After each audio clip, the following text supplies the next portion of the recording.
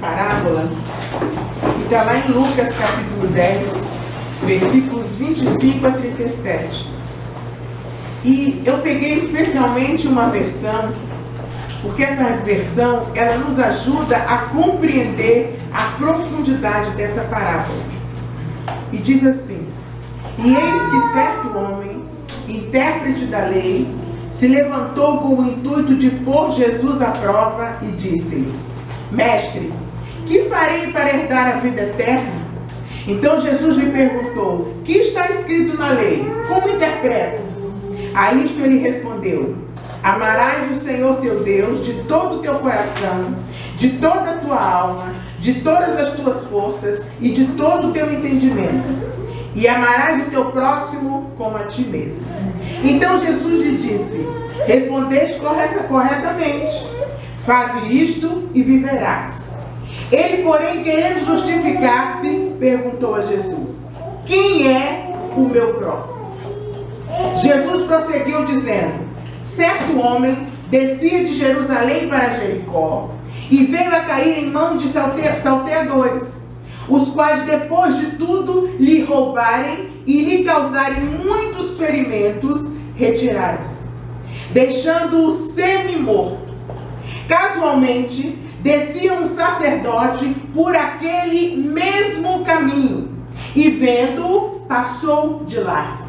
Semelhantemente, um levita descia por aquele lugar e, vendo-o, também passou de largo. Certo samaritano, que seguia o seu caminho, passou-lhe perto e, vendo-o, compadeceu-se dele.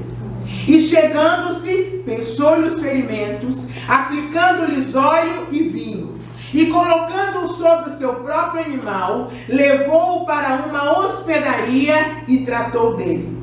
No dia seguinte, tirou 2 denários e os entregou ao hospedeiro, dizendo: cuida deste homem, e se alguma coisa gastares a mais, eu te indenizarei quando eu voltar.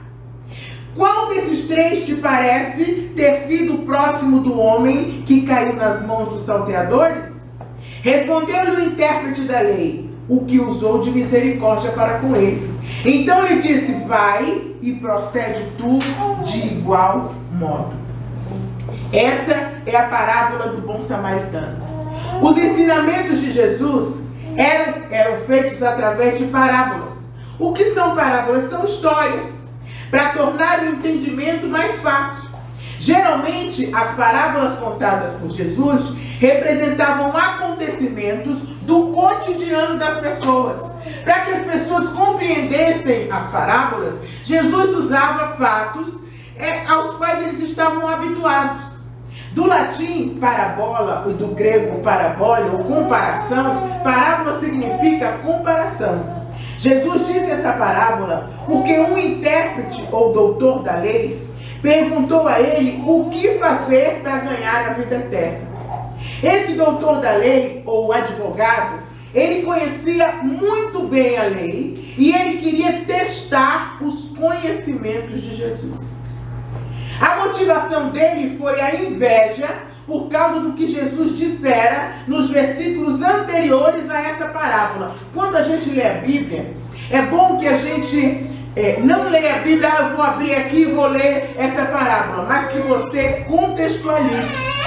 Porque dentro do contexto, você é capaz de compreender por que Jesus disse essa ou aquela parábola. E esse homem, a motivação desse homem era a inveja, porque Jesus disse assim, quando ele se referia aos 70 homens que ele tinha enviado e voltaram alegres e contando as maravilhas que fizeram em nome de Jesus. O que aconteceu com esse homem? Jesus estava falando dos 70 homens que voltaram felizes, contando as maravilhas. Olha, houve cura, houve libertação, mas aquele homem não tinha nada disso. Então ele quis inquirir Jesus por inveja.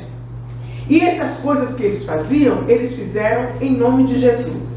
Ele disse: graças te dou, ó Pai, Senhor do céu e da terra, porque tu ocultaste essas coisas dos sábios e dos instruídos e tu revelaste tudo isso aos pequeninos. Quando esse homem ouviu isso, lá em Lucas 10, ele disse assim, mas como assim? E ele se moveu de inveja. Ele era um advogado. Ele era considerado aos olhos do mundo um homem sábio. Aí Jesus continua, sim, ó Pai, porque assim foi do teu agrado. Lá em Lucas 10, 25, como nós acabamos de ler, diz que tinha esse homem, intérprete da lei. Olha o que ele fez. Ele se levantou com o intuito de pôr Jesus à prova. Mestre, que farei para herdar a vida eterna? O doutor da lei, Jesus perguntou a ele, e ele respondeu como todo intérprete da lei. E o doutor da lei respondeu com base no que está escrito na lei. Ele resumiu o que está lá em Levítico 19 e Deuteronômio 6. Ele resumiu a lei e deu a resposta para Jesus. Lá em Levítico 18 tem assim, não te vingarás, nem guardarás ira contra os filhos do teu povo, mas amarás o teu próximo como a ti mesmo, eu sou o Senhor.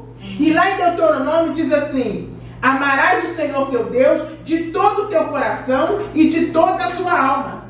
E lá em Lucas 10, 28, Jesus responde, respondeste bem, respondeste corretamente, faze isto e viverás, Jesus disse para o doutor da lei.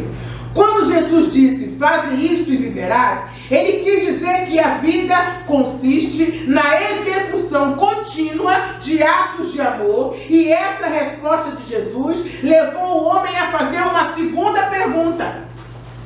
A vida com Jesus, a vida eterna, não é um cruzar os braços e ficar esperando, não.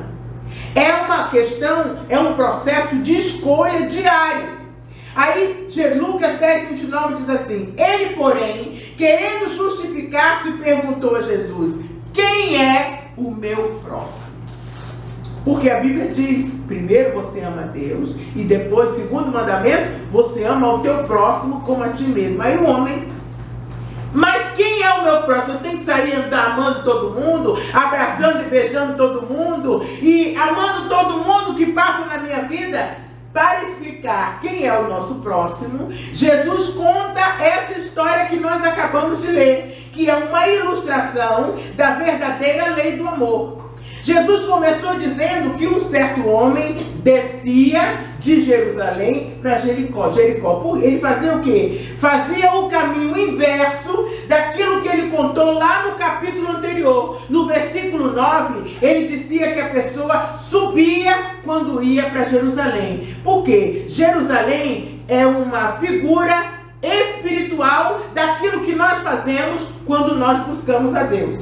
Jerusalém espiritualmente é a cidade do Rei Jesus. A estrada para Jerusalém é uma estrada que sobe, quem sai de Jerusalém para Jericó desce. A estrada para Jericó é uma descida. Isso é uma ilustração espiritual, porque quando nós subimos espiritualmente, nós vamos para Jerusalém. Até porque a Jerusalém celestial é falada na Bíblia. A cidade de Jerusalém está situada no cume de uma cordilheira central de montanhas a oeste da Palestina. Fica a 800 metros acima do nível do mar. E Jericó fica a 400 metros abaixo do nível do mar, na região do Mar Morto. Vejam como Jesus usa as coisas que eles conhecem, para que ele possa, então, falar a parábola. Todo mundo sabe que mora lá, que quando você sobe para Jerusalém, porque Jerusalém é acima do mar. E quando você vai para Jericó, você tem que descer, porque Jericó fica abaixo do mar. Por essa razão, numa pequena distância de menos de 30 quilômetros, há um desnível de mais de 1.100 metros. É um caminho íngreme e cheio de desfiladeiros. O mais interessante é que o herói dessa história é um samaritano. Por que é um samaritano? No capítulo anterior, que é o 9, os samaritanos não receberam a Jesus. Jesus tentou passar pelas terras deles e eles não deixaram. E esse herói, o samaritano, por que Jesus permitiu que fosse ele? Porque Jesus não discrimina as pessoas e Jesus não guarda rancor. Aí diz aqui, ora, quando se completavam os dias para a sua assunção, manifestou o firme propósito de ir a Jerusalém. Enviou mensageiros adiante de si para entrar na aldeia dos samaritanos, mas eles não o receberam, porque ele viajava em direção a Jerusalém. Outro dado interessante é que essa região chamada Samaria era problemática há muitos séculos. Lá em 2 Reis conta uma história que gente da Babilônia e conta todos os que habitavam em Samaria em lugar dos filhos de Israel, ou seja, Samaria era uma região habitada por estrangeiros, quando na verdade deveriam estar os filhos de Israel. Eles tomaram de Israel aquela área, por isso que eles tinham tantos problemas entre si. A princípio, eles pensaram em habitar ali, mas eles foram embora. Os israelitas e os samaritanos não se davam por causa das diferenças de raça, de religião e por causa dos costumes. Lá em João 4,9, essa rixa fica muito clara. Quando Jesus fala com uma mulher samaritana e ela diz assim: como é que, sendo tu judeu, tu pedes de beber a mim, que sou uma mulher samaritana? E isso fica claro que judeus e samaritanos não se gostavam. E Jesus vai e conta uma parábola, e o herói da parábola é exatamente um samaritano. Agora vocês imaginem a cara dos judeus. Jesus usa como herói um representante de uma raça desprezada, porque os samaritanos eram um povo misturado, não era um povo de raça pura. Enquanto o sacerdote e o levita representavam a ortodoxia, a respeitabilidade e a religiosidade dos judeus. Por que Jesus usou a figura de um samaritano, um ser desprezado, como herói dessa história? Os samaritanos não eram puros, haviam se misturado com outros povos e, além disso, eles cultuavam outros deuses. Tudo isso fazia com que os judeus tivessem um desprezo profundo pelos samaritanos. E olha o que Jesus faz. Jesus vai, conta uma parábola, e o herói da história é exatamente aquela pessoa desprezada pelos judeus. Daí Jesus, na sua sabedoria, coloca um samaritano que é o único que usa de misericórdia com o próximo, porque o levita, adorador da arca do Senhor, o sacerdote, que é a figura máxima do templo, não foram capazes de agir com misericórdia. É o que a Jaque disse aqui: ninguém quis sair da sua zona de conforto. Não passou todo mundo por ali, não viu todo mundo. Os religiosos não quiseram saber do homem caído. E Jesus disse, ele mesmo disse: quero misericórdia e não sacrifício. Eles iam lá para o templo, ofereciam sacrifício, os levitas trabalhavam no templo, mas acontece que eles não faziam o que Deus queria, que é ter misericórdia. Lá em Lucas 10:30, Jesus prosseguiu dizendo: certo homem descia de Jerusalém para Jericó e veio a cair em mãos de salteadores, os quais, depois de tudo lhe roubarem e lhe causarem muitos ferimentos, retiraram-se, deixando-o semi-morto. Irmãos, é muito interessante isso. Jesus está dizendo para nós aqui quem é que é um salteador e quem é que rouba. A Bíblia diz que o diabo veio para matar, roubar e destruir. E diz que causou muitos ferimentos, retiraram-se, deixando-o semi-morto. Por que eu resolvi pregar hoje? Eu não ia pregar hoje. Quem ia falar hoje era o Rafael. Mas depois do testemunho da Jaqueline, Deus mandou entregar essa mensagem para a igreja. Salteador, quem é? Ele veio para matar, roubar e destruir. É isso que o inimigo faz com as pessoas. Elas se tornam escravas dos problemas que elas acham que são insolúveis. Ele as maltrata a vida inteira. Quando a Jaque chegou aqui, eu me lembro. Ela tinha perdido o pai. Ela estava muito sentida. E ela chegou aqui e vai dizer para mim: pastora, o meu casamento acabou. Eu não quero mais saber. Eu não vou continuar com o meu casamento. Ela estava simplesmente arrasada. Completa. Ela veio inclusive com uma outra pessoa que dizia a mesma coisa. Olha, eu não dou conta, não quero mais saber, mas aí é que está. Olha o que está escrito aqui. Deixando semi-morto. Jesus não vai deixar que você morra dentro desse problema. Jesus não vai deixar que você continue a pensar que esses problemas vão te matar. Os salteadores, o diabo então veio para matar, roubar e destruir. É isso que o inimigo faz com as pessoas. Elas se tornam escravas de problemas que elas acham que são insolúveis. E ele continua a maltratá-las a vida inteira. Falta-lhes amor, falta-lhes esperança, falta-lhes perspectiva. E então o inimigo enreda as pessoas, prende as pessoas em vícios, em problemas financeiros, em amores confusos, em amores conturbados, que não é amor, pode ser qualquer coisa, é vício, é qualquer outra coisa, mas amor não é. Tranca os caminhos da pessoa até que a pessoa fica como semi-morta. Eu já recebi pessoas aqui, em outras igrejas, que o inimigo trancou o caminho de tal forma que a pessoa diz para mim: pastora, para onde quer que eu me vire, eu não vejo solução para nada. Eu tento uma coisa, vou, de repente não dá certo. Na área financeira, na área profissional, na área amorosa, em todas as áreas da minha vida, na minha família, quando eu penso que vai, tem um diabo chamado tranca-rua. Ele tranca, mas Jesus destranca. Nós quarta-feira falamos da chave que ele tem. A chave que abre e ninguém fecha. A chave que fecha e ninguém abre. Ninguém pode abrir. E quando ele retira esse inimigo do teu caminho, ele não tem como voltar. Lá em Lucas 10:31 diz assim, continuando: casualmente descia um sacerdote por aquele mesmo caminho. Preste atenção, o sacerdote descia pelo mesmo caminho e vendo-o, passou de largo. Que caminho é esse? É um caminho que desce.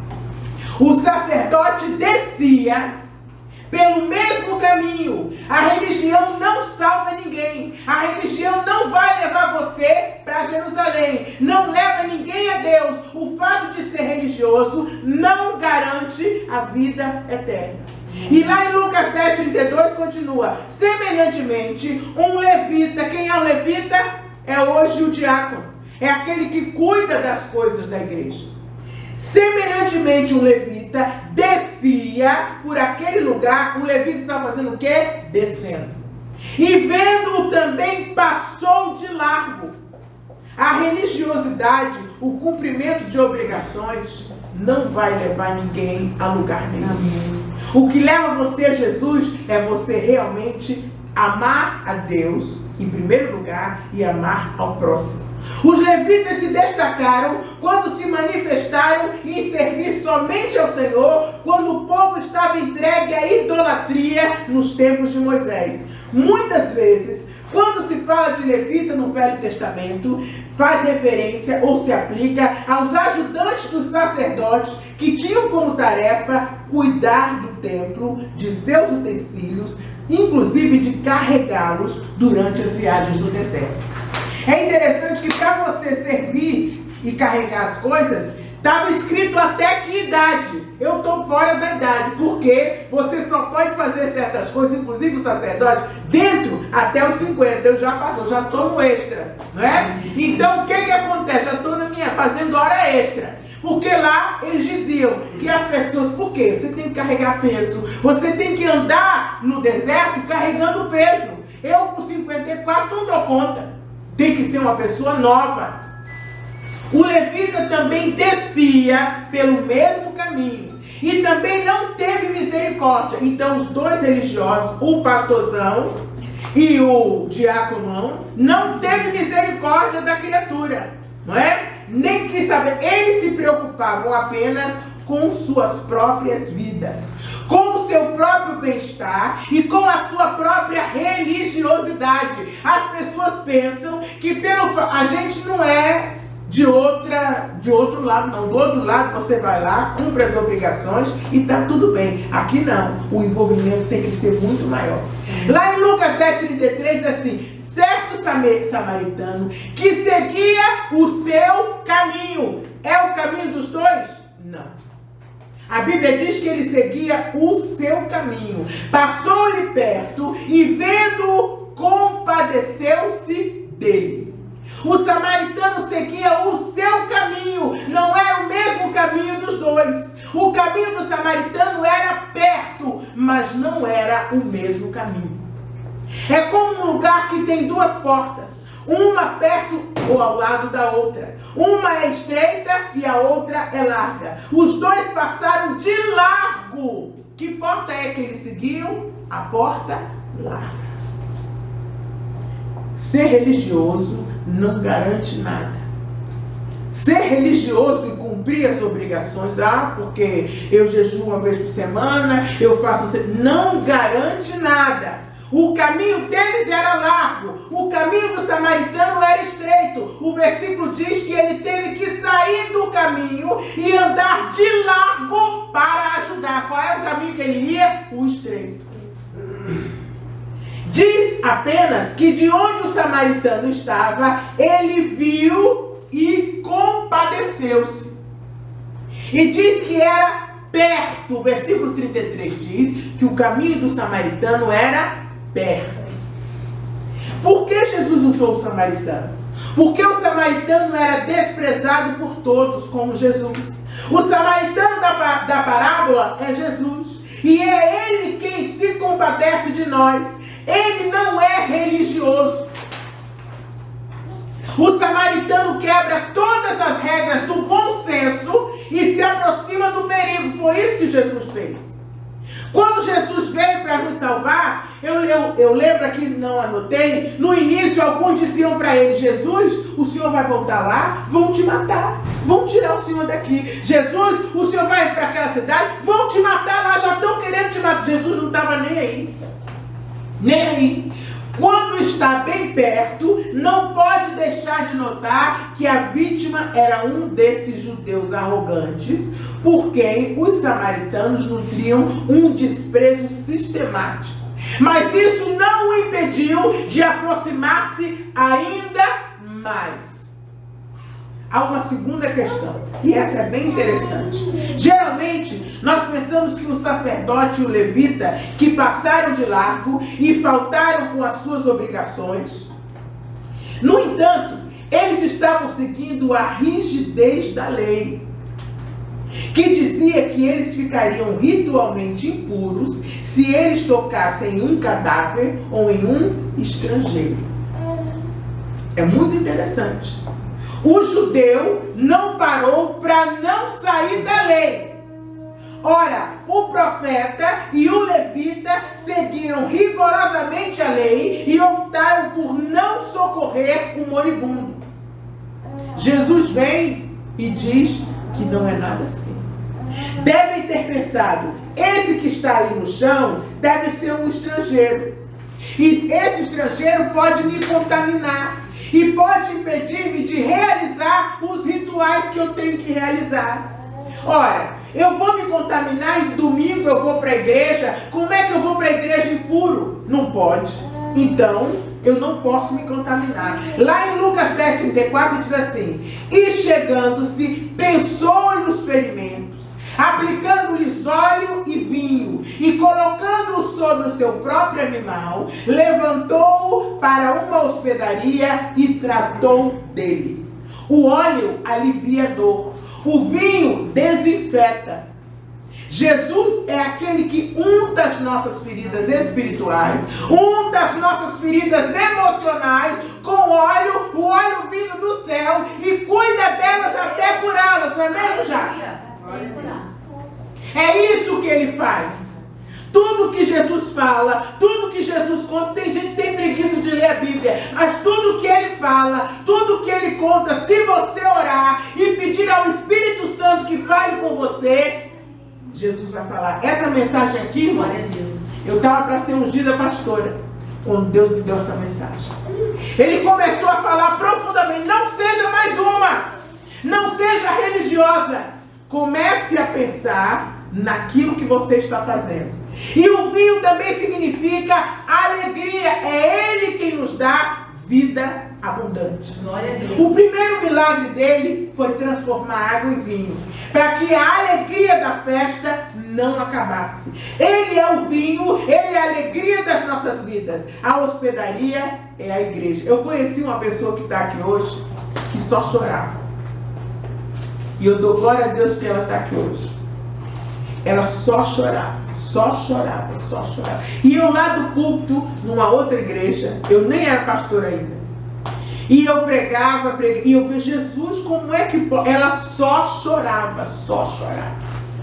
E aí Deus começou a me usar para falar com ela. E falou uma vez, duas vezes, três vezes. E Jesus falando para ela que ia mudar a sua vida. E nessa época ela nem era casada. E Jesus mudou a vida dessa moça. Ela se casou. Ela tinha uma filhinha que hoje está uma bênção. Linda, maravilhosa, que está aqui hoje. E hoje ela está com a bênção dela nos braços. Fruto do casamento dela. É a Renata. A Renata vivia chorando. Mas vivia chorando, chorando, chorando, chorando. E ela é a prova viva de que Deus muda a sua sorte. Amém. Deus muda. E Deus ainda vai mudar a sua sorte profissional, minha filha. Amém. Vai. Glória a Deus. Deus está me mostrando agora. Você pode crer que Deus está abrindo uma porta para você. Não vai demorar muito, não. O primeiro milagre foi transformar água em vinho. Ou seja, para que a alegria do casamento não acabasse. Naquela época, o importante no casamento não era o vestido da noiva, não era a entrada da noiva, era o vinho. O vinho era a alegria. A hospedaria de que ele fala é a igreja. Os hospedeiros somos todos nós. Nós somos os obreiros de Deus nesse mundo. Lá em Lucas 10:35, aí diz assim, ó, no dia seguinte, tirou 2 denários e entregou ao hospedeiro, dizendo: cuida deste homem, e se alguma coisa gastares a mais, eu te indenizarei quando eu voltar. 2 denários era um salário de 2 dias de trabalho. Nós estamos vivendo os acréscimos. Já se passaram os 2 dias. Nós estamos vivendo os últimos dias. E quando ele diz, eu o indenizarei, o eu é enfático. Ele diz, eu e não o homem ferido, e não vocês vão pagar. Pagar-te-ei. Por isso Jesus disse que não fizéssemos algo, nada, a alguém que possa nos recompensar, porque quem vai recompensar aquilo que você fizer pelo reino não é uma pessoa, não é o pastor, não é o diácono, não é ninguém, é ele. Quem vai recompensar tudo que você fizer por essa casa, tudo que você fizer pelo corpo de Cristo, amém, não é a Jaque. A Jaque não precisa me dar um banquete, nem comprar um presente caro para me entregar, não, porque eu sei que quem vai me recompensar é Ele. Glória a Deus. Não, você tem que ter essa consciência. A minha maior recompensa foi a alegria dela, do marido dela e da filha dela, que eu amo de verdade. Glória a Deus. Essa é a recompensa. Não basta você seguir regras. Você tem que se envolver emocionalmente com as pessoas. Não pode continuar assim. E ele diz, quando eu voltar. Quem é que vai voltar? Jesus. Ele vai voltar. Com certeza. E ele vai dar a cada um, diz em outras passagens bíblicas, você vai colher o que você plantou. O que é que você tem plantado? Você vai colher. Lucas 10:36 diz que qual destes 3 te parece ter sido o próximo do homem que caiu nas mãos dos salteadores? Paz. Então, meu amigo Mário, paz e graça. Toninho, sentem aí, gente. Vamos. Glória a Deus. Glória a Deus. Amém. Toninho está um homem.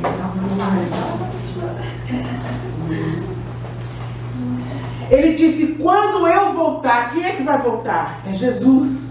E lá em Lucas 10:36, qual desses 3, Jesus pergunta, qual desses 3 parece ter sido o próximo do homem que caiu nas mãos dos salteadores? Há 3 classes de pessoas nessa parábola? Preste atenção. O sacerdote e o levita, que são ambos religiosos. Meu filho, não limpa agora não, senão me descontrar.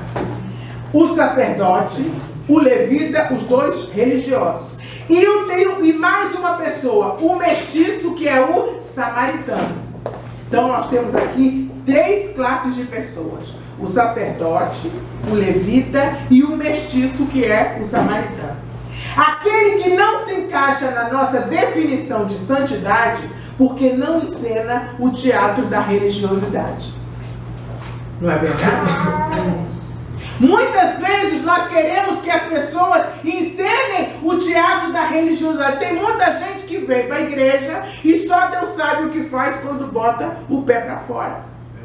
Então muitas vezes a gente tem que lembrar disso aqui. Essa parábola nos mostra que uma das maiores tragédias do preconceito é que ele pode separar as pessoas da única fonte de ajuda eficaz, que é Jesus Cristo. Ao invés da gente aproximar as pessoas de Jesus Cristo, não, ali eu não vou não, não, com ele não vou, não, aquilo ali é demônio puro, não, misericórdia, aquela reunião de família não vou não, que tem aquela minha tia endemoniada, só o sangue, eu sou santo, eu não vou lá não. A maioria das pessoas tem preconceito contra aquelas que não são iguais a ela, e isso as separa da única fonte de ajuda eficaz e verdadeira, que é Jesus Cristo. E lá em Lucas 10:37, respondeu o intérprete da lei, quando Jesus perguntou: quem é o próximo desse homem? E ele respondeu: aquele que usou de misericórdia para com ele. Então Jesus disse: vai e procede tu de igual modo. Ou seja, vai e faz igual o mesticinho lá, o samaritano. Mas por que Jesus considera o samaritano como herói da história? A chave para entendermos tudo isso está no versículo 33, quando diz assim, ó: certo samaritano que seguia o seu caminho, passou-lhe perto e vendo-o, compadeceu-se. Ele foi o único que se compadeceu da situação daquele homem. O pastor não se compadeceu, que é o sacerdote. O diácono ou presbítero não se compadeceu, passou ao lado. Compadecer-se deriva de alguns verbos gregos que significa incomodar-se com as suas vísceras, com seus intestinos ou com as suas entranhas. É algo tão profundo que passa de emocional. Trata-se daquele sentimento que faz com que o estômago fique embrulhado, revirado, diante do sofrimento humano. Tal compaixão é aquela que faz a gente ficar enojado, que solta os intestinos, que dá ânsia de vômito. É por isso que algumas passagens, e Jesus, algumas versões dizem que revirou-lhe o estômago, comoveu-se em si mesmo, ficou muito incomodado. Jesus, quando viu o sofrimento humano, ele ficava extremamente incomodado. Você não vê Jesus igual a Mara dando gargalhada. Você vê? Pode abrir sua Bíblia. Não vê não. Mas você vê Jesus revirando o estômago quando ele vê o sofrimento humano. Mas essa é a chave para nós entendermos a mente de Cristo e a sua proposta de ensinamento. A justificativa que nós encontramos para os nossos atos de indiferença e de intolerância é a nossa segurança. Não vou não, misericórdia, aquilo ali é demônio puro, vou chegar perto não. Não, aquele ali não, misericórdia. A religiosidade pode funcionar como um antídoto para a compaixão. A nossa religiosidade de cumprir regras e de cumprir normas pode funcionar como um antídoto. Eu vou para o monte, eu faço jejum, eu oro, eu todo dia faço isso, assim. Isso não resolve. O problema não é ter que escolher entre fazer o certo ou errado. A questão está entre fazer o certo ou fazer o bem. Nunca devemos perder a noção de que o certo não é mais importante do que a vida humana.